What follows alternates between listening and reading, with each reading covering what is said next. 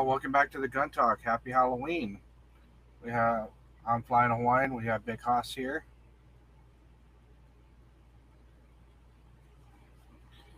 and today's episode we're gonna talk about how to identify a threat on Halloween. Now everybody's having Halloween parties, going trick or treating. Well, everybody heads need to be on a swivel. What do you think, Big Hoss?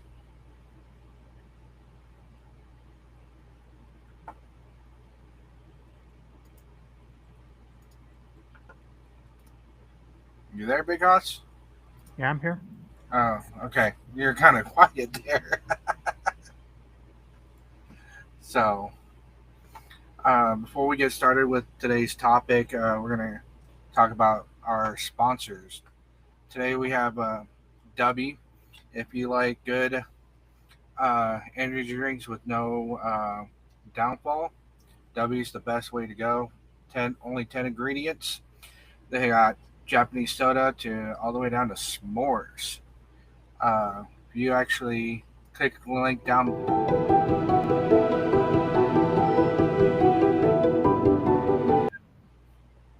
technical difficulties. But go down to w.gg and use code Flying Hawaiian. You can get 10% off of your orders. Our other sponsor is Threat of Resistance. You go to threatofresistance.store and use code Flying Hawaiian. You'll get $1 off of your shirts. They do dark humor and parody type shirts.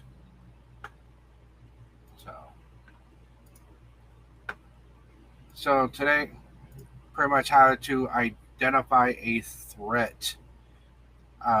Like I said, we got trick-or-treaters going out, adults in costumes. Well, you have to realize what is the threat and what are trick-or-treaters. What do you think, Because? Yeah, right now, especially, like you said, now that everyone's going to be in costume, it is going to be a very hard thing to say what is a threat and what isn't, just a person in costume, because there are going to be a lot of pranks. There are going to be a lot of teens who are going out strictly to scare people. Oh, yeah. I used to be one of those teens. Go out, scare little kids, steal candy and whatnot. I did all that stuff, but we didn't have to much worry about that back when we were kids of who was going to be a threat.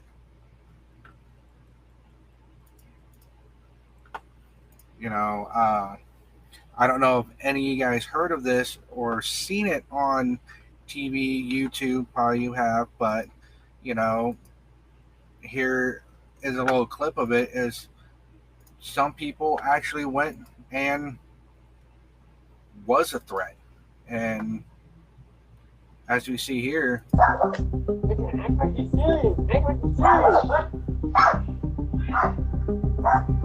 worst nightmare.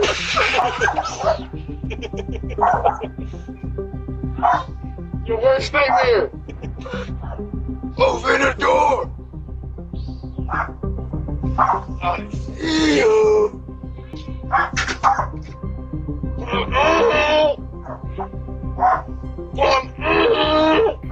Either you come out or we coming in. I'm gonna get you. Open the door. Open up the door. We'll be back.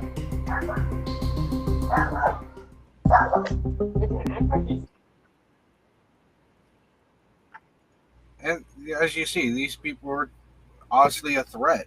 This is what you guys have to look out for. People dressed up in those costumes trying to get in, to break in. But you also have to realize, there's trick or treaters. Not all trick or treaters, young to teenagers, are going to be a huge threat. That's why you need to look at signs. One of the signs are, how they're holding themselves. You can tell how someone's holding themselves in a costume. You know, you see kids walking down the street, they're so innocent, and you can tell they're innocent. You know, with these guys, they're standing there. You could tell there was up to no good. What's your thought on that video, Big Hoss? I think that's obviously a teen going out trying to scare and successfully probably scaring the people inside just to be a menace, not to be funny, not to be trick or treater, strictly to scare and put fear into people. Oh yeah, and when I saw other portions of that video that we just saw, of them actually grabbing hold of the doorknob and shaking the door, trying to get in. And to be honest, if it was me, I would already had my gun loaded and ready to go to shoot through that door because there's someone that was a threat. But there's different states have different laws, like your stand your ground law. Every single state has a different one of that, and also a castle doctorian law. So, whoever's watching it, you own a firearm, please make sure you look into your laws before you enact on anything like that. Like, does Louisiana have a castle doctorian law or a stand your ground law? Yeah, basically, we would have had if that happens to us, all it takes is one step into the door and we can shoot. They have to bust through the door, not shake the door violently trying to get in. No, I mean, it's strictly as soon as they enter your household without permission. Yeah. And so I know today a bunch of people are going to be trying to scare everybody. And with those scares, you guys also have to know what are actual threats and what is just a practical joke. Okay. Um, one, the best indicator to realize it's an actual threat is how fast they're moving towards you. If they up and grab you and it seems like a big, huge threat, defend yourself. Is there any other ones you could think of that could possibly help? Because I know it's hard to think about how someone's going to react in a costume.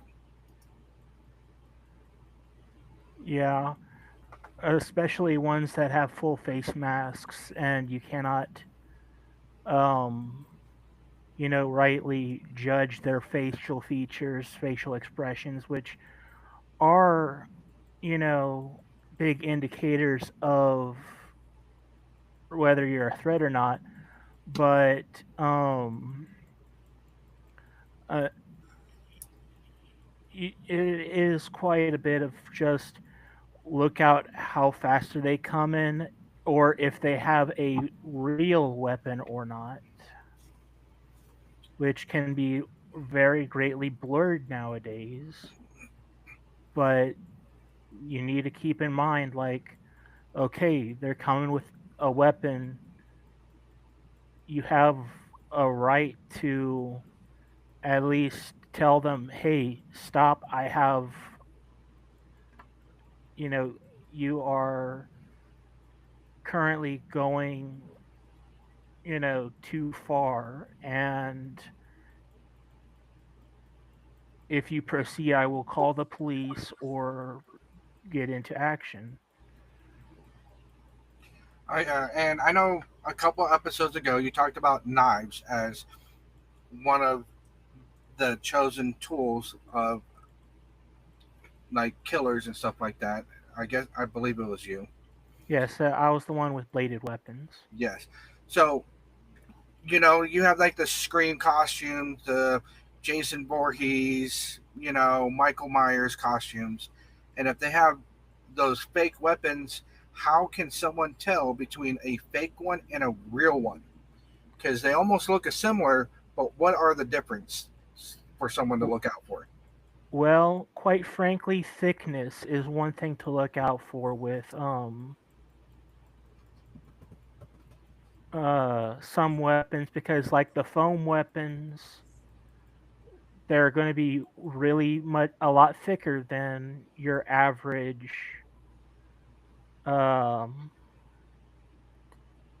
knife and stuff like that. It's going to look bigger, bulkier. Um, Another thing is it's if it's metallic or not. It, is there a way, like through color or something like that, someone can tell between the fake and the real? Because you said metallic, but don't they make almost a metallic type fake weapon? Yes, but there is a difference between its sheen. Like if it is perfectly glinting off like the moonlight and you can tell like it's mirror finish, that's not going to be some, costume weapon,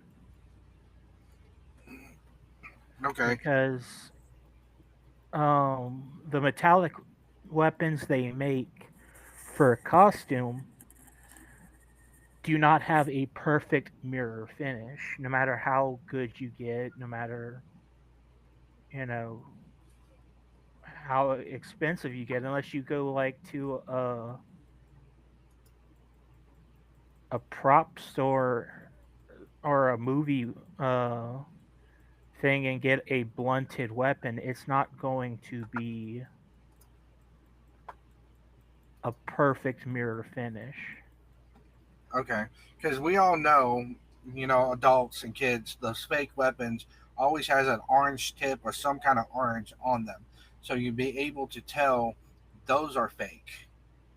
And I know a lot of people like to paint over that orange and try to rob someone with a fake gun.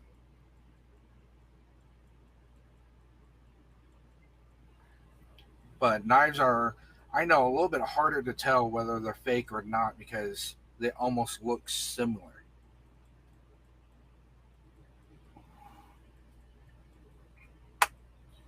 So that's one way you can tell if someone's holding a real knife, a real firearm, um, just how they make from the colors, the type of shapes, and all that. Killer clowns. Yep, that he tried to act like a killer clown in that video. But how, judging through that video with you, Big Hoss, how much of a threat was that to someone? I mean, that is quite frankly a mid that is a medium threat. Okay. That is definitely going towards, pull out gun, warn them, hey, I am calling the police, and stuff like that. It is it's really pushing the boundaries of what is acceptable to be a prank. Yeah. I, to me, I don't believe that was a prank in that video. I think they were trying to scare the living hell out of them, but also trying to get in, but realized they weren't going nowhere. And as far as I know, officers have not caught, have any suspects for that, or even caught those three people. And for trick or treaters, if you go trick or treating, I suggest you guys go into big groups. The bigger the groups, the less likely you will be targeted for a incident like that. Like what um because what do you think is the minimum of a group? Honestly, 3 to 5 would probably the lowest I would go. Um, you don't want to be, singled out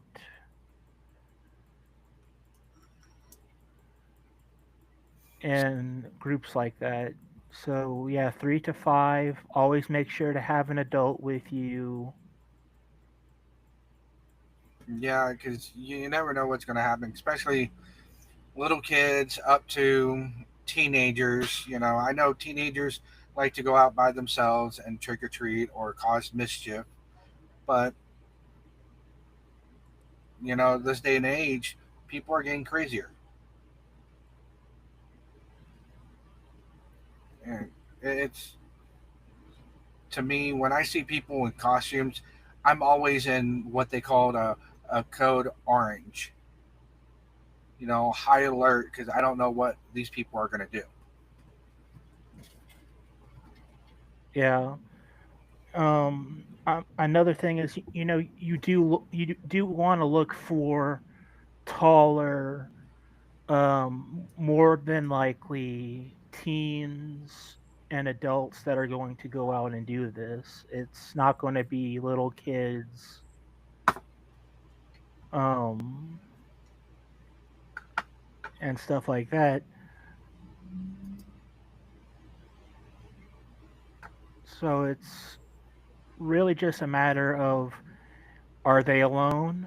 Are they coming towards you? If so, take a look at their weapon if they have one.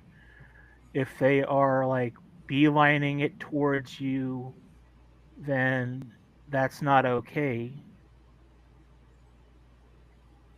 Especially if it's someone you don't know. In a costume. Like, they're going out in this costume, but it's not something that someone would normally do. Yeah. And not only do you have to worry about people in costumes, you also have to worry about your candy as well too. I don't know. You, you remember back when we were kids? These little butterscotch or some kind of weird candy wrapped in orange plastic or whatever that no one really knows the name of it. They were finding razor blades or some kind of harmful objects. Yeah. Whenever you're looking towards that, you don't want to, if you see something like you don't know the name of, don't eat it. It's just a general rule. Yeah, and also like other candies that you know you've eaten them before from an actual store, and you get them at the door, but they're like so flat, like no air, or there seems like a little hole in the package. Toss it out. Do not eat it because it was tampered. Like 1 year, I found at least like five that were seemed like tampered, and I didn't trust it. What about you, Big Hoss? Fortunately, I've never had to come across something like that. Um, Down here, there seems to be a lot more trustworthy individuals that uh you know hand out candy and stuff. Oh yeah. So, you know, look out for how people are. Watch out for your candy, and that's not going to be the only threat for the night. You got Halloween parties. You been ever been to one, Big House? Yeah. So I've been to several. I mean, I've never been to a Halloween party, but I know there's could be threats there. What would you say is the biggest threat in a Halloween party? well, whenever you're in a Halloween party, if you are drinking,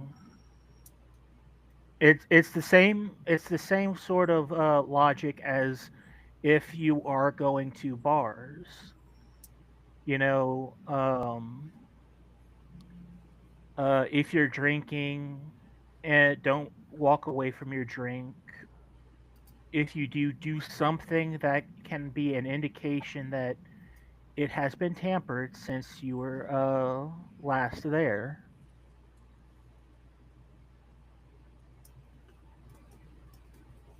Like I was taught, if you go out and drink, if you leave your drink unattended for any reason, put a napkin or something over it that, you know, and memorize, all right, it was in this position. If it's not in that position whenever you get back, dump out the drink and get another one. So how often is it for someone to spike the punch at a party, a Halloween party? Um, And you I know what I mean, mean by spiking. yeah, alcohol. Yeah, really, you're gonna get a lot of teens that do that. Um, for that, you're going to want to really keep an eye on, hey, does this drink have a stronger aroma to it, or does it have a bit of a tingle whenever you're drinking it? Okay. Uh, like, out of these Halloween parties you ever been to, has anybody been subject to, a really bad event where only their drink was spiked with something, like the date rape drug or some kind of drug like that, and there was a big issue like that at one of those parties? Fortunately, none of the ones I have gone to have ever had anything like that. Okay, so I guess all the parties you've been to were like friends and families, everybody that could be trusted. Yep, friends, family, occasionally acquaintances. Um, that that you are, and like I said, it's not like a thing where it's you go alone. It's normally, you have at least one other person there that for sure will watch your back. Yeah.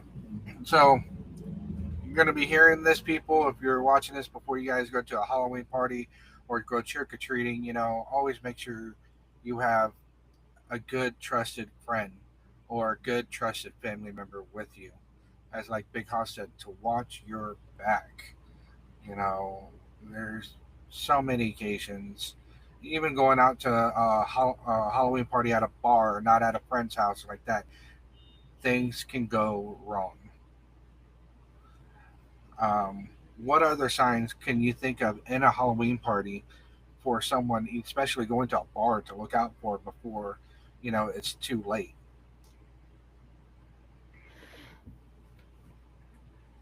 Well, I mean, you're going to look for harassment is going to be a thing if a person will come up to you and start doing like unacceptable behavior, or kind of you notice them like constantly staring at you.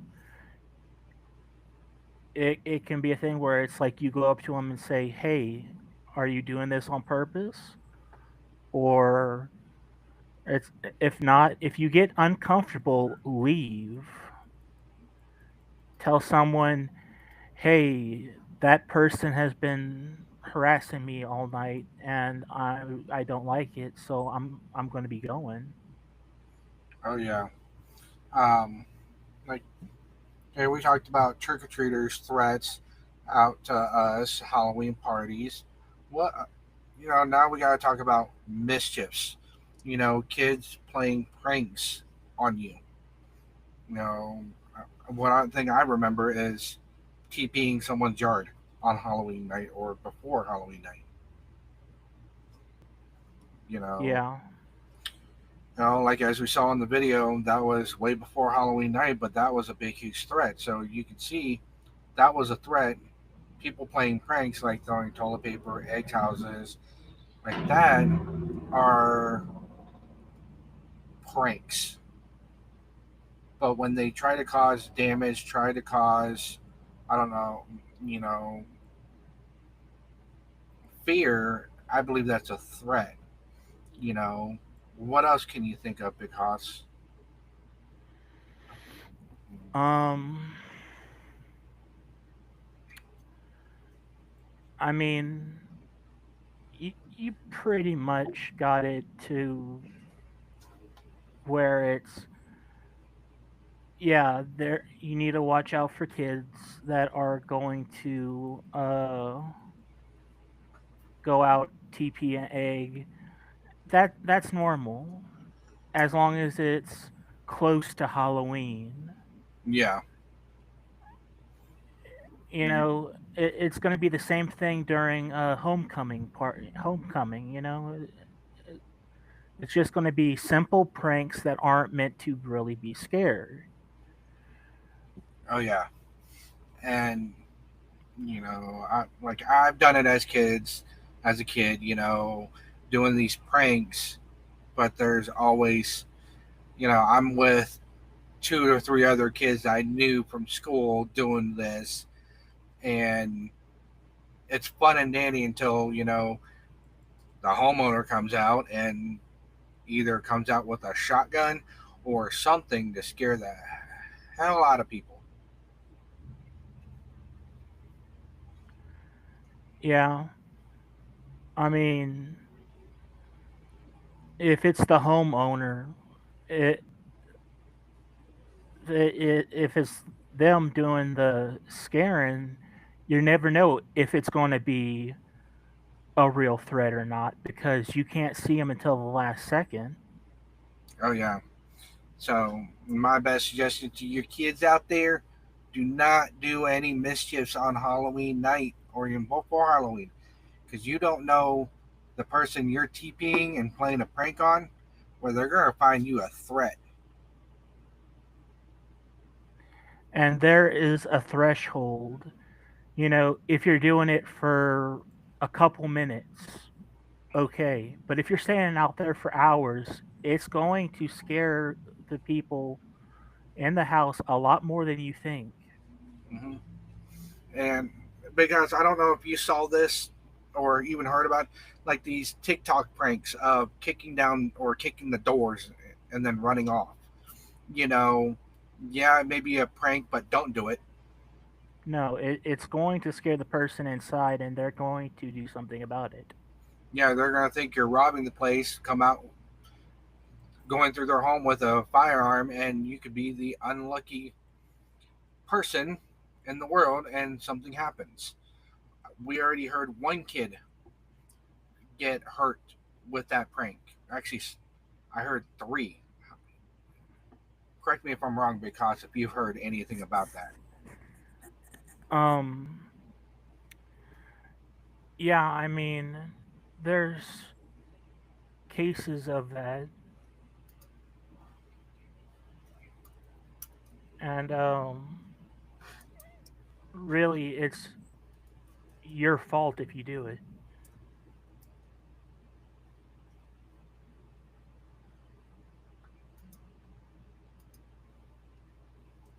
Let's see if I can find it.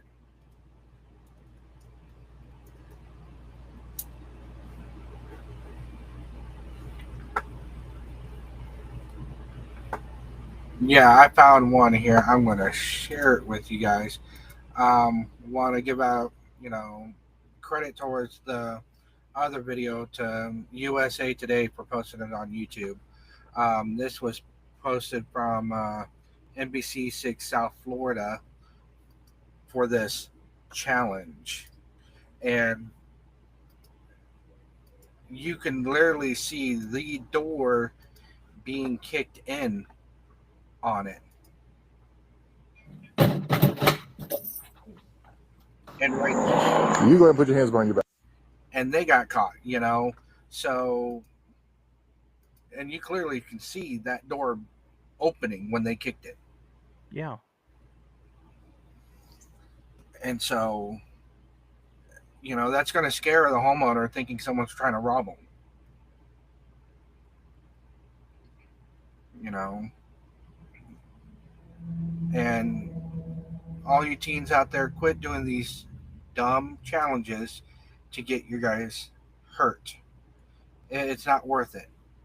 You're causing more of, suffering for the homeowners or the renters, you know, grief about all of this.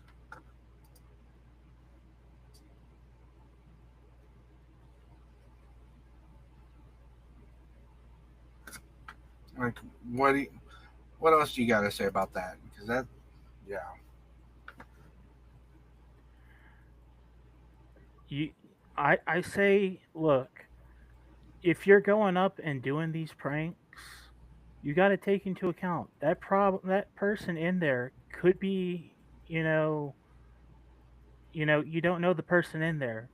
They could be armed and ready to shoot if they even sense a threat, because you do have cases of what if these are, the paranoid people? What if they are the ones that, like preppers that believe, or like,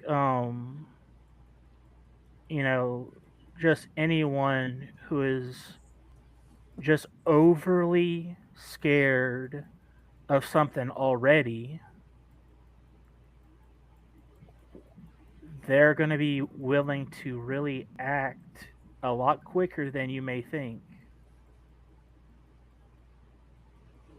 oh yeah. So it's hard to really much, tell you guys, what to watch out for, what to do, and everything. Everybody's going to do what they're going to do. We can't force you. All we can do is give you advice. And no, this is not legal advice. No, this is not any kind of other thing like that. This is advice of not doing stupid stuff.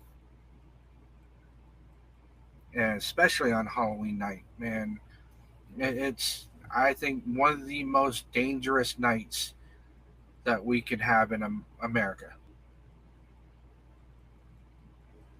Would you agree or disagree with me, because I mean, yes, it is fun. Halloween is fun, and it should be fun, but it's also a night to be wary of your surroundings.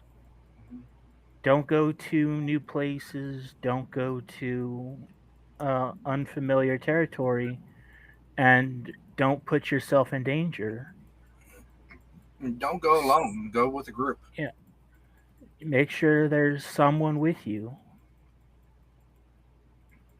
Oh yeah, because the last thing anybody needs to hear or need to have something happen is, you know, your kid went to the hospital because they were attacked, or your friend was kidnapped or something. No one wants to hear that. So if you go in a group, there's less of a chance for anything to happen. I'm not saying it's not going to happen, but it's less of a chance. You got to be in, like tonight, be in condition orange no matter what, because you always have to have a plan of where you're going to go, what's going to happen when that happens. At least be in condition yellow on this night. And everybody, if you get not understanding what we're talking about with being an orange or yellow, it's the color code of awareness that was put into place for people who own firearms. You know, when we carry firearms, we have to be in condition yellow, head on a swivel, always aware of our surroundings, what's going on. And then when the threat is going to be, we're going to be in condition orange. But when that threat is real and active, that's when we're in red, warning before we have to pull that trigger. It's steps to try to not to pull our firearms, um, to de-escalate the situation before it gets to that condition red. You know, correct me if I'm wrong, Big Hoss. If you know these color code, now that Yeah, everybody's in condition white, and that is where you're too relaxed, focused on your cell phones or something, not aware of your surroundings. exactly. Um, I don't know about you, Big Hoss. I'm always in condition um, yellow and orange, even in my own home where I'm supposed to feel safe. I'm always in those one of those two colors. Yeah. It's kind of sad to say that we can't be conditioned white, you know, in our own homes.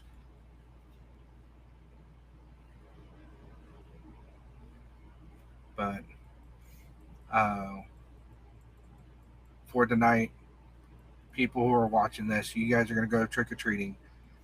Please be in condition yellow or condition orange and be aware of your surroundings. You got any other advice for the people?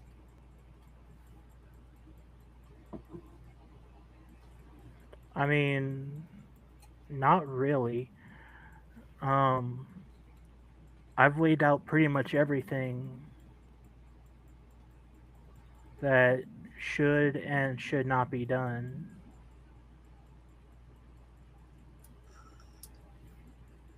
Oh, yeah.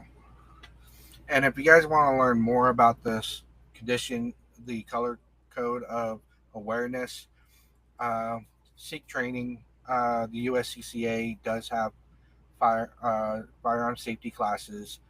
If you go to USCC, I believe it's uscca.com, but I have a link down below of a concealed carry if you're in the Denver area. I also, my company is Flying Hawaiian Tactical Training and more.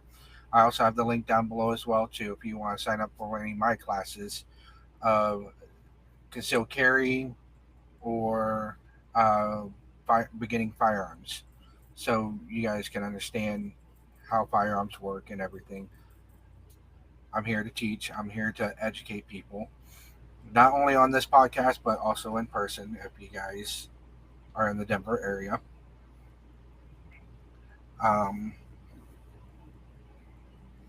on that note, I'm going to switch board to uh, more firearm related topics. My biggest question, we're going to answer it here in a few minutes. Do you guys know the difference between an automatic firearm and a semi automatic firearm? Comment down below, um, in the chat your answers, and you'll hear it at the end of the episode. So, Big Hoss, what do you think is a good self defense firearm, especially for tonight to carry? Um, really, I would do something that is accurate, but you're going to want to load it with something that is non-penetrating, hollow points, uh fragment if you place a lot of, fragmenting Fragment ammo. It's neuters. like nothing that can really penetrate anything, because if you're going to be going out, uh then there's not going to be a wall to stop that bullet. If it does go through a person. So another good thing, if you have a revolver, load like rat shot. I carry a PSA dagger. PSA stands for Palmetto State Armory, but dagger, it's like a Glock 19, and I have hollow points in it. You know, but that's what I carry for myself. What about you, Big Hoss? Um, I usually stick with hollow points. I I don't really have a proper everyday carry gun. Um, but like my dad, all of our self defense things, we always stick with hollow point because it's not only going to be uh non-penetrating and less, damage to less collateral damage, but it's going to be more damage to the person who you're specifically targeting. Oh yeah, and I know everybody has a different view. I put a poll on the community page on my channel. What do you think is the best self-defense firearm? Glock, HK, Smith and Wesson, or Sig? So put up your polls and everything, and I will give 2 weeks from now of the results. I won't be here on this episode next week. It's going to be Big Hoss and Cannon. Cannon's out sick tonight. That's why he's not here. But also, please let me know. Uh, do you know your state laws and what state you're in? Because I will be glad to let you guys know what your guys' state laws are. I think Big Hoss wouldn't mind either. No, not at all. And also, I said this about, well, we did this about 2, 3 weeks ago, maybe. About, do you know what AR stands for in the AR-15? I have a poll here to see yes or no and what your answers are. Don't copy other people who commented on that, but I want to know what your guys' answers are. And we'll reveal it every single week. How many people? Right now, we only have one vote on each, and that's both from a member of this channel. So, Big Hoss, out of the four that I named of the best self-defense firearm, which one would you choose? Quite frankly, I would go with a more likely a Smith and Wesson revolver or any type of revolver because in a self-defense situation, you're not looking to get how many bullets, you know, out of the gun as fast as possible. You're looking to do as much damage in a single round as you can possibly do. Yeah, the idea is to stop the threat, and it could be one shot, it could be two, three, it doesn't matter, but is to stop the threat. But I'm curious why a revolver, even though, yes, to stop the threat, but they only hold up to 6 rounds on most models, very rarely 8. Um, just because you have higher, uh, you have a lot more um options whenever it comes to uh rounds. Okay, Uh, which caliber would you choose to use? quite frankly, I wouldn't. I'm a preferential person to a like a Taurus Judge, like a 45 or a 38 at the lowest. Um, those are ones that accept uh what how should I put this? You can use multiple calibers in the same weapon. Okay, when you're talking about 45, are you talking about the ACP or the long Colt? Um, either really. Both are the best for stopping power without penetration. Okay, but why not like a 357? That can work too. Um, yes, but one problem with that is you do run more of a risk of penetration. Because most of us know that really deep into the gun, um, or gun fanatics or gun enthusiasts like that, says the 357 Magnum are known for stopping power more than anything else. And it is, but also you need to be wary that the bigger the caliber, the more likelihood you have of overpenetration. Yeah, and also less of a accuracy because the 357 is a powerful weapon, and that recoil back can also screw up with a lot of people. Yeah, if you're not strong enough to handle the weakest load that it has, like, 357 Magnum can accept 38. If you can't fire a 38 accurately, do not fire a 357.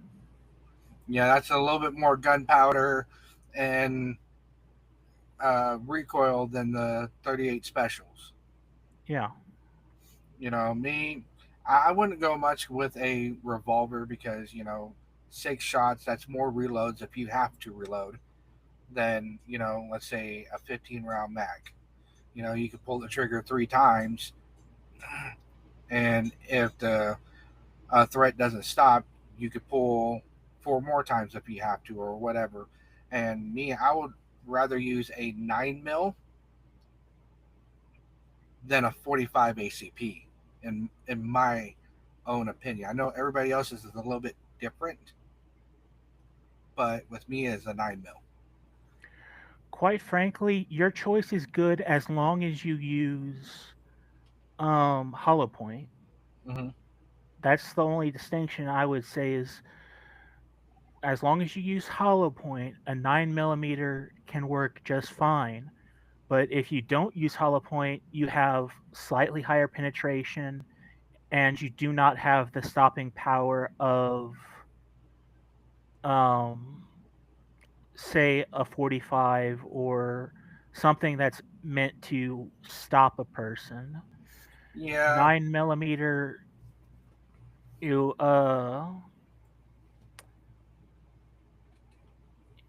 you have a higher chance of it going through the person and not doing as much damage.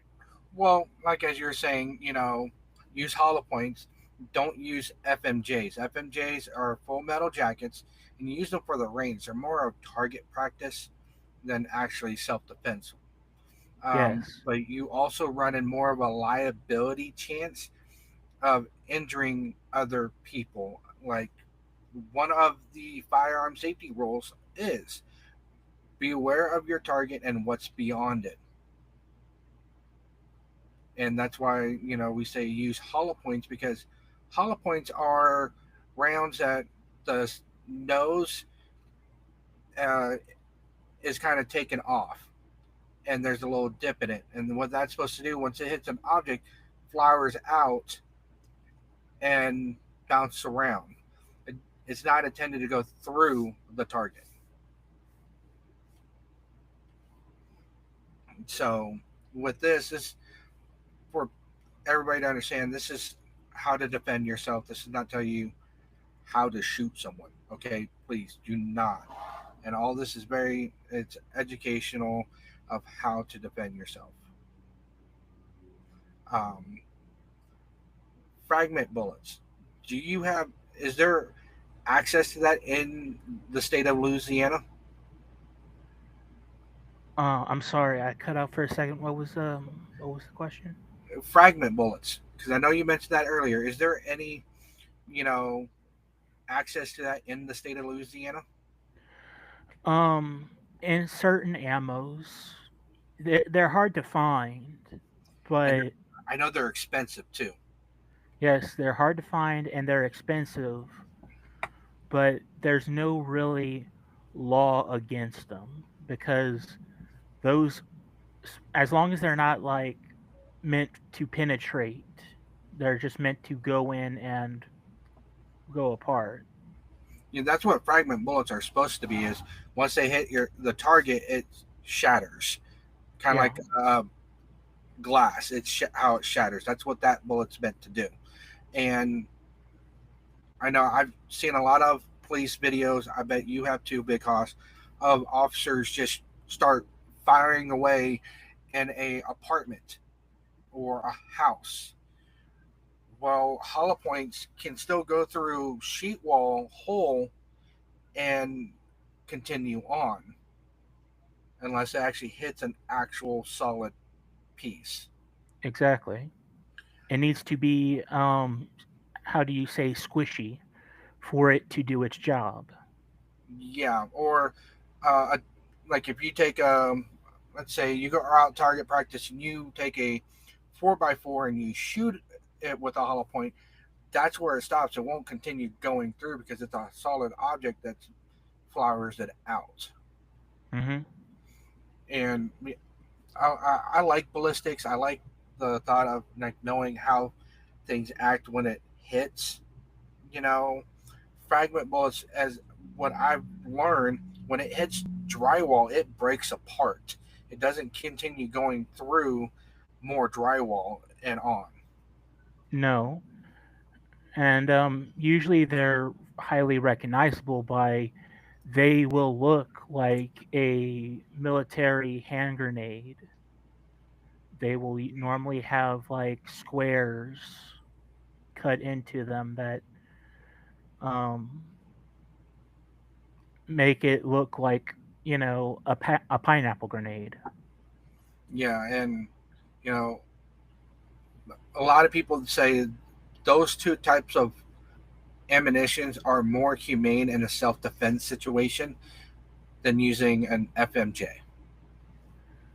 Yes, because FMJ isn't meant to dump all of its energy. It's meant to go through and keep going until all of its energy has been expended. Oh yeah, and higher the calibers, harder is to keep on target. So, people who want to get a firearm, that in a legal way, go through your background checks, go through an FFL dealer. You know, my best suggestion, I don't know what you think, is rent a firearm through one of those gun ranges and find out how that firearm feels in your hand. And that Yes, would I you completely agree with that. Is like make sure you know your strength before you shoot. or before you buy a firearm, because I know there's a lot of gun ranges everywhere in the United States. I don't know what state you're from, what city. There's always one. You can always rent one and find out, how that feels. Can you handle that? A lot of people can handle a 22, but 22 doesn't have a very much stopping power as a 9 millimeter would. You No, know, 22, the only way you're going to stop a person is if you kill them. It's not really a good way to go. no. I know, like if we go look in our history books, 22s were out in the cowboy era. Same thing with 357 Magnums, all these revolvers we have, you know. the evolution of ammunition has evolved from the Midwest, the cowboy era, all the way to now, and we have a whole bunch of different ones to decide. Like, can we handle it or can we not handle it? You know, what do you think? Because back then in the times, 22s were the thing. Well, yeah, back then during black powder days, that was like a standard target load. And nowadays, with smokeless powder, they have to usually, if you're going for like those a target shooting that is like steel or something, they can have half loads, quarter loads that they're just meant to go, a little ways and then stop. Yeah. We're getting close to the end of our episode. To recap, we've been talking about is on Halloween, stay in groups. Keep your head on a swivel and be aware of your surroundings. Be either in condition yellow or condition orange, so you make sure you are safe out there. Then we also talked about what we think is the best self defense firearm, self defense ammunition, and educate how you guys should be able to defend yourselves. You know, so back to the question that I asked earlier. Do you guys know the difference between a semi-automatic and a automatic? You know, because you want The difference between semi-auto and automatic is one is the amount of trigger pulls it takes to fire multiple rounds. If it takes one trigger pull and it fires multiple rounds, it's automatic. If you fire if you pull the trigger and it only fires once, it's semi-auto. yep, one trigger pull, one bullet, semi-automatic. That is all civilian-owned firearms. And if you pull the trigger and multiple rounds come out, that's an automatic, and those are mainly military weapons. Civilians cannot own a fully automatic firearm unless you. Without proper paperwork, of course. Yeah, that's a lot of background checks, fingerprinting. You And a know, lot of money. yeah, a lot of money. Um, we're talking about tens to thousands of dollars to go through all of this. So, but there are different ways people have made different firearms automatic or seem to be a fully automatic firearm. Is it legal? No. Do people do it? Yes. So, next week, I'm going to be out of town and might be able to stop by and say hello onto the podcast. But Big Hoss and Cannon is going to be hosting it this or next week. What kind of clues can you give the audience about next week? Um, well, I know we're always going to have a good time because you want to have a good time in here. Mm-hmm. Um, we're going to choose a topic that can be not so controversial, but it should still be known.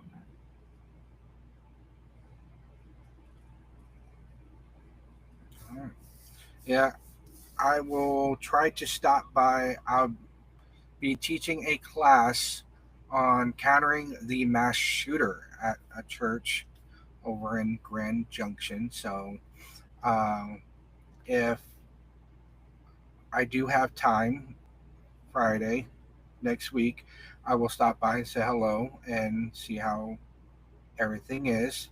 But aloha, everybody. See you guys next week or 2 weeks from now on the next Gun Talk. Let's play the outro. There we go. Is it going to play?